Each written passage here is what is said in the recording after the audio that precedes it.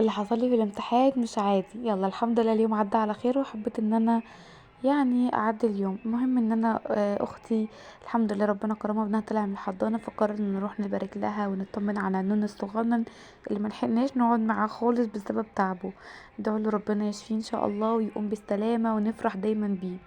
المهم مشينا بقى الحمد لله على طول على طول، ورحنا بيتها.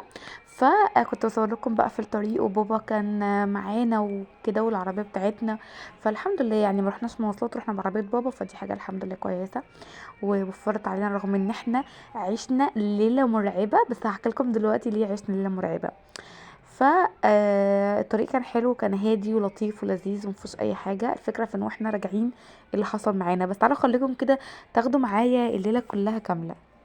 اول ما وصلنا البيت بابا ادانا فلوس وقال لنا لا لازم تروحوا تجيبوا حاجه بقى لاختكم علشان نبسطها. فروحنا اول حاجه اشترينا صراحه حاجات لاختي التانية خالص، علشان هي شغلها تطريز كده وهاند ميد، فكان مطلوب منها اوردر فبتحضر له. بعدين قررنا ان احنا نروح نجيب لقمه القاضي او الزلابيه، عشان هي بتحبها قوي قوي. وبعدين قلنا نجيب باتيه كده من الفرن علشان نقعد نتسلى كلنا سوا واحنا قاعدين. بجد يا جماعه كان يوم حلو قوي وكان لطيف.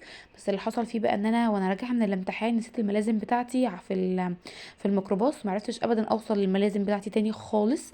فالحمد لله قدر الله ما شاء فعل. بعدين بقى خلاص جبنا الحاجه ومروحين. بعد ما قعدنا عند اختي شويه نزلنا وقلنا نروح نشتري يعني ناخد اي سندوتشات واحنا مروحين. فروحنا لقينا محل سندوتشات بتاع كبده ومخ، اسمه طبعا الشرقاوي. مفيش كبده ومخ الا وهي اسمها الشرقاوي طبعا.